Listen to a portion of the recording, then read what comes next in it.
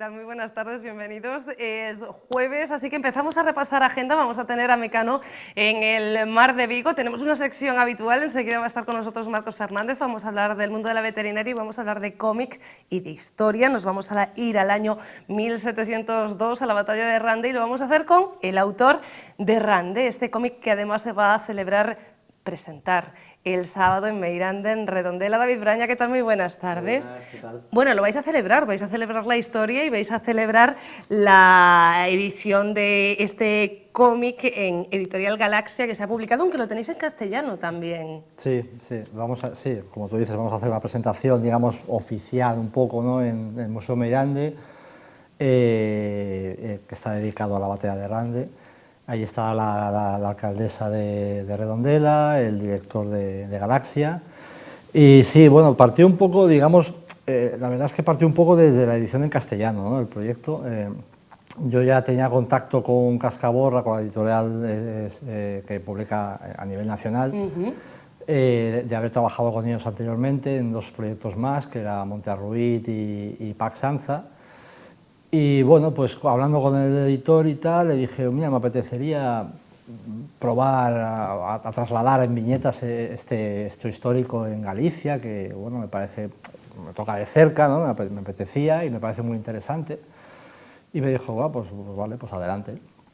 Ellos tienen experiencia además ya en publicar acontecimientos históricos en cómic con éxito. Sí, de hecho tienen la colección Historia de España en viñetas y bueno, pues digamos que la editorial tiene una lista ya, digamos, de momentos históricos dentro de la historia de España, ¿no?, que ellos quieren pues trasladar eso a cómic dentro de su colección, y la verdad es que está muy bien, ya pues por el tema de contenido histórico, ¿no?, para conocer pues esos hechos históricos importantes y demás, pero además porque ya se está trasladando un poco a los colegios, institutos, ¿no?, y la gente más joven pues está aprendiendo un poco también la historia a través de las viñetas, que me parece estupendo, la verdad.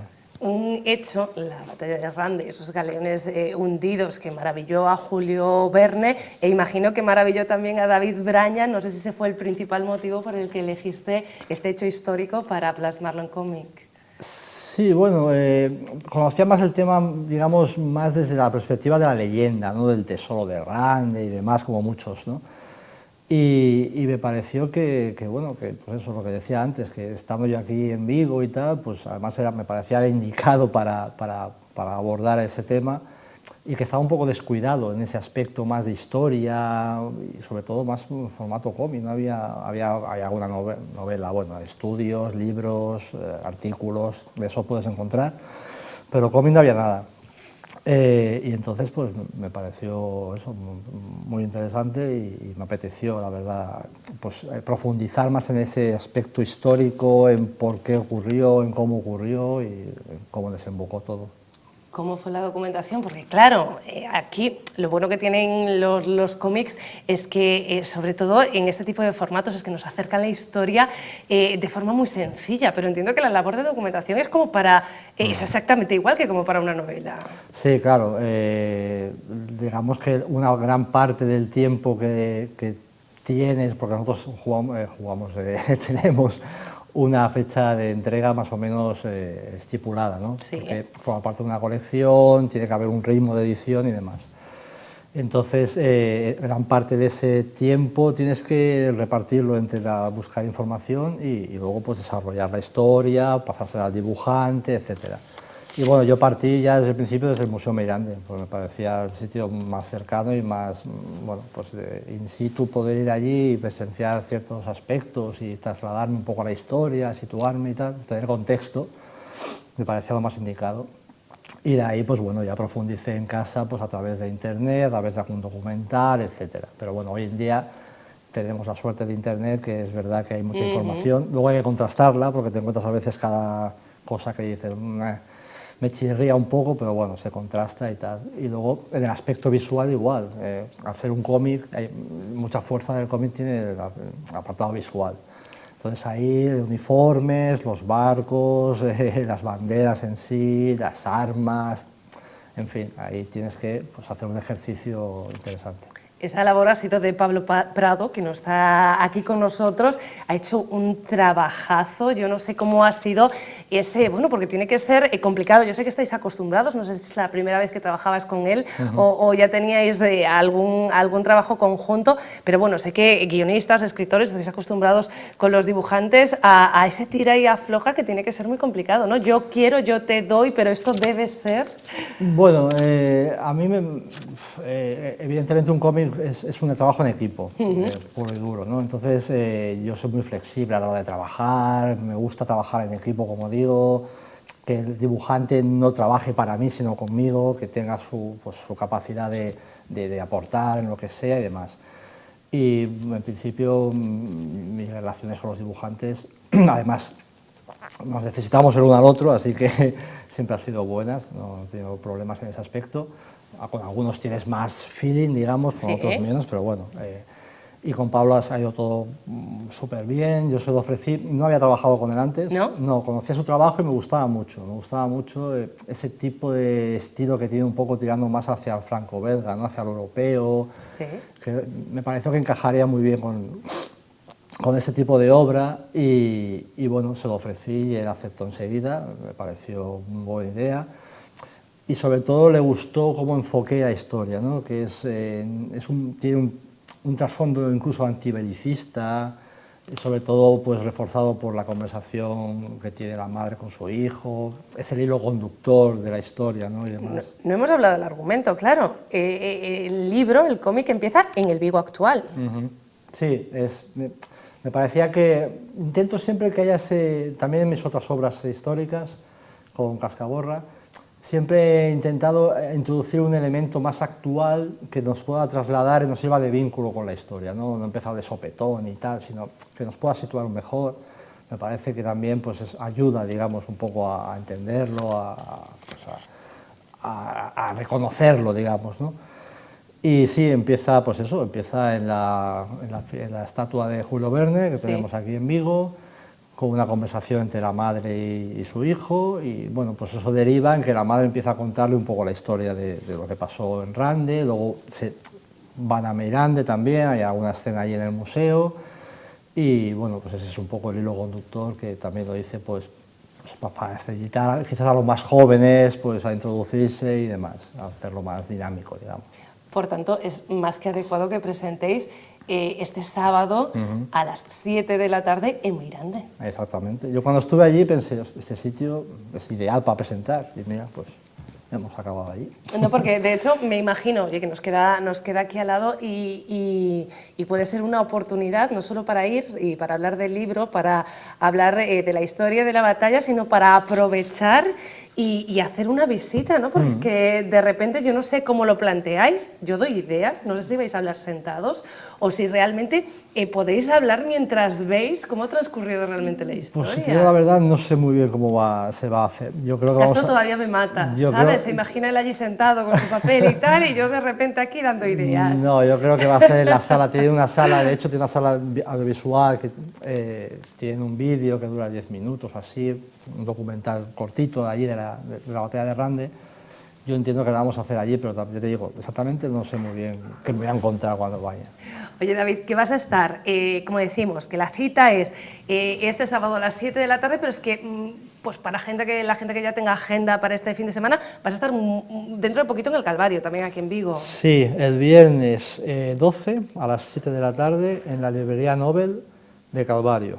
Y el sábado a partir también de las 7 estaremos allí en el Banda Feira, que es, bueno, estamos allí en la zona peatonal, un montón de autores filmando. Es muy bonito porque estás muy cerca del público, ¿no? El año pasado funcionó muy bien y a mí me gusta mucho estar allí. Bueno, hay gente que ya no tienes que ir a una librería o no, pasas por allí, ostras, mira qué bien, pum, la gente se acerca, es muy bonito. Bueno, es como la feria del libro, del cómic de Vigo, que cada vez se va haciendo un poquito más grande, este ¿no? año, sí, este año tiene invitados interesantes y bueno, de eso se trata, de ir mejorando y que al final también tengamos un evento de referencia en Vigo que nos falta o nos faltaba y lo necesitamos. Sobre todo porque tenemos escritores y guionistas de referencia. David Graña, muchísimas gracias. A vosotros, a ti.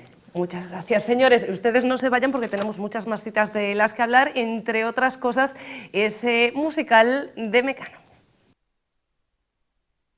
El productor y director de la obra, Gonzalo Pérez, reconoce que la música de Mecano es un aliciente para que el público se meta de lleno en el espectáculo. En él, 25 artistas y una orquesta ofrecerán la posibilidad de disfrutar de música y voz en directo, algo que no ocurre ya tan habitualmente. Sobre el escenario, algo más que un musical. No es un musical, no es un concierto, no es un espectáculo audiovisual, pero es más que todo eso porque lleva todo eso y mucho más. Muchísimo talento con la gente que tenemos encima del escenario, gente escogida entre más de 2.000 personas que se presentaron a los castings, unos vídeos que los hemos presentado a festivales de cortos y algunos hemos ganado, pero no lo vamos a decir. O sea, quiero decir que todo lo que se monta encima del escenario tiene un nivel espectacular. Hay 20 y tantas personas en directo, música absolutamente en directo, voces en directo y un grupo de bailarines espectacular que ha sido dirigido por 4 coreógrafos distintos. O sea, hemos hecho un montaje como no se había hecho nunca en España. Abel Caballero ha agradecido que se haya incluido Vigo en la gira que el espectáculo está realizando ahora por toda España. El regidor ha recordado que la ciudad y su auditorio están llamados a formar parte de los grandes circuitos musicales. A mí me encanta que los grandes espectáculos de España y de Europa vengan a esta ciudad, porque aspiramos a ocupar ese espacio, queremos estar en los grandes circuitos de los mejores espectáculos. Este auditorio se hizo, siendo yo alcalde, como es natural, para eso precisamente, lo hicimos para eso, para que ahora pudiéramos tener la ocasión de estar aquí. Cruz de Navajas, que ha contado con una producción de 2,5 millones de euros, mueve un total de 65 personas en esta gira que llegará a Vigo el fin de semana que viene. La puerta. Está la puerta. Continuamos y saludamos ya a Marcos Fernández. Marcos, ¿qué tal? Muy buenas tardes. Buenas tardes, María. Tengo pregunta de espectadora Ushia, que nos dice, voy directa, ¿te parece? Sí. Vale, que nos dice, tenemos muy poquito tiempo, que tiene un cachorro, un pastor alemán, que nos dice que tiene frecuentes diarreas y que le han comentado, me encanta esto de le han comentado, parece que no ha sido un veterinario o una veterinaria, que quizá podría solucionarse dándole una dieta cruda, que ella normalmente le da pienso, y que te pregunta si puede funcionar ese tipo de dieta. No nos dice la edad, nos dice eso, que es un cachorro y que es pastor alemán. Bueno, en un cachorro son bastante frecuentes las diarreas, los problemas digestivos, ¿no? Y en concreto en esta raza, el pastor alemán, el boxer, son perros que de cachorritos a veces tienen diarreas con frecuencia. El tema de dar una dieta cruda, bueno, pues es un tema muy controvertido, ¿no? Y yo le diría que en principio no es lo más recomendable. Lo primero es hacer un diagnóstico de por qué tiene diarreas, ¿no? Enfermedades infecciosas, parásitos, ¿no? Dice, está bien desparasitado. Bueno, a veces pensamos que está bien desparasitado porque le dimos la típica pastillita para las lombrices, pero hay otro tipo de parásitos que hay que investigar, ¿no? Y a veces esos parásitos no son tan fáciles de diagnosticar como verle lombrices en las heces a un perro, y hay que hacer algún tipo de analítica de las heces, y no se le hizo ya, ¿no? Eso es lo primero que hay que hacerle antes de pensar en la dieta. Y luego, si pensamos en dieta, pues yo me iría más a una dieta que sea específica para problemas digestivos o incluso una dieta hipoalergénica, porque a veces estos animales tienen algún tipo de intolerancia digestiva y responden a dietas hipoalergénicas, ¿no? Más que una dieta cruda, que sabemos que hay pues problemas a veces asociados a ella, y de hecho tenemos, bueno, recientemente cuando estaba en Bilbao, me acuerdo, vi un póster publicado de un compañero donde hablaba de un problema pancreático asociado, por ejemplo, a una dieta BARF, ¿no? Que es una dieta cruda, con lo cual cada vez vemos más problemas de salud en animales que toman dietas crudas, ¿no? Y no sabemos si este perro tiene algún otro tipo de enfermedad en el que las dietas crudas no puedan ser una opción, ¿no? Y más siendo un cachorro, porque está en crecimiento, y sabemos que los perros en crecimiento tienen unos requerimientos, digamos que nutricionales un poco específicos, y con una dieta cruda es más difícil hacerlo de forma equilibrada, ¿no? Por cierto, que hablando de dietas, se me acaba de venir a la mente recientemente, yo creo que ha sido noticia de esta semana, no me preguntes en qué lugar, yo creo recordar que era alguna provincia del interior, de nuevo un caso que afectaba a varias personas de triquinosis. Precisamente cazadores por comer jabalís. Claro. Que habían cazado y que en teoría habían pasado por laboratorio. Es un poco complicado. La triquinosis... No sé si la leíste, no sé si pudiste No leí esta noticia, pero esa triquinosis... A ver, todos los años hay algún caso de triquinosis, sobre todo asociado al consumo de jabalí, porque seguramente no pasa el control estricto que debe pasar, ¿no? La carne de un jabalí. Y no pasa por cocinado. O sea, eso seguramente está asociado al consumo de embutidos hechos con la carne de esos jabalís, ¿no? Entonces hay que tener cuidado. De hecho, hace años en el control de la triquinosis se permitía el uso del triquinoscopio, ¿no? Es como un microscopio en el que ponemos unas placas y buscamos el parásito en el músculo, ¿no? Se cogían unas muestras de determinadas zonas del animal para buscar el músculo.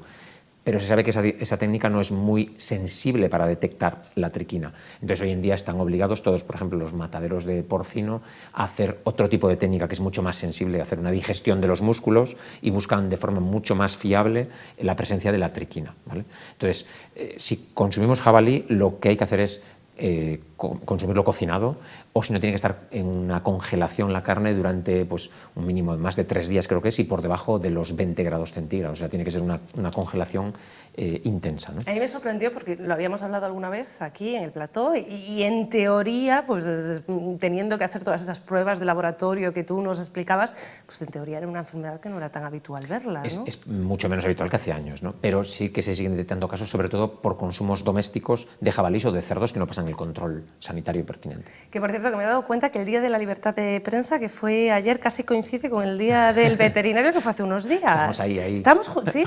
Esta sección tiene su lógica. Sí, el Día del Veterinario se celebra el último sábado de abril, ya desde hace un tiempo, y justo, bueno, pues viene un poco a poner en valor, bueno, hablabas ahora de la triquinosis, ¿no? Pues de la salud pública, porque al final el veterinario estamos muy habituados, yo particularmente, ¿no? Soy un veterinario clínico que hacemos, pues tratamos, diagnosticamos enfermedades en animales, otros en animales de producción, pero también hay muchos veterinarios que se preocupan de la salud pública en general, ¿no? De la transmisión de estas enfermedades a través de los alimentos, ¿no? Y que sobre todo este año se intentaba poner el foco también en ese concepto de una salud, ¿no? De One Health, que desde la pandemia tanto se habla y que a veces no se hace de forma tan estricta, ¿no? Y creemos que es muy importante colaborar, ¿no? Esta semana precisamente, por ejemplo, nos lleva una encuesta de un proyecto que están haciendo en un hospital de Madrid, sí, en La Paz, con niños inmunodeprimidos, por desgracia hay muchos, ¿no? Con cáncer, con enfermedades inmunomediadas que están tomando tratamientos que le afectan a su sistema inmunológico, y muchos de estos niños conviven con mascotas, ¿no? Entonces, los médicos están investigando, bueno, pues qué protocolos hacemos los veterinarios en, por ejemplo, desparasitaciones, hablábamos del cachorro de esta otra chica, ¿no? Pues desparasitaciones de estos perros que conviven con niños inmunodeprimidos, ¿no? Porque son personas que están en mayor riesgo de poder desarrollar estas infecciones, ¿no? Y además saben que esas mascotas para esos niños son una parte muy importante emocionalmente, ¿no? Pues entonces nos hacían una encuesta para que cubriésemos cuál es el protocolo que hacemos en esas desparasitaciones para prevenir esas infecciones zoonóticas, ¿no? Y que recordemos que hay pues como un 60% de enfermedades que padecemos las personas y que tienen un origen animal, ¿no? Justo, por cierto, hablando de las efemérides, era la semana de la inmunización, también la pasada. También, siempre la última semana de abril, tanto en medicina humana como en veterinaria, se hace esa semana de la inmunización para recordar la importancia de vacunarle, ¿no? No solo nosotros, que lo hemos pasado recientemente con el COVID, ¿no? Las campañas de vacunación masivas, sino en este caso con los perros y gatos. Y sabemos que además la inmunización previene muchas enfermedades infecciosas. ¿Y eso qué hace? Por ejemplo, reduce el uso de antibióticos. Y si usamos menos antibióticos, vamos a tener menos resistencia a los antibióticos, con lo cual los reservaremos para cuando sean necesarios, ¿no? Por eso es muy importante inmunizar a nuestros perros y gatos, sobre todo cuando son cachorros, para evitar esas infecciones que llevan muchas veces a uso innecesario de, por ejemplo, antibióticos. Se dan cuenta que casi conozco más efemérides veterinarias que periodísticas, pues que llevamos mucho tiempo haciendo ya esta sección, que saben ustedes que repetimos, bueno, no repetimos la misma sección, casi no nos repetimos nosotros, simplemente que la sección tiene lugar cada jueves. El próximo jueves estaremos aquí, si quieren ustedes, de nuevo, y si tienen alguna pregunta nos la pueden enviar al correo electrónico platoabierto@televigo.com. Marcos Fernández, Centro Veterinaria Navia, muchísimas gracias. Gracias a vosotros, María. Y a ustedes un beso y hasta mañana.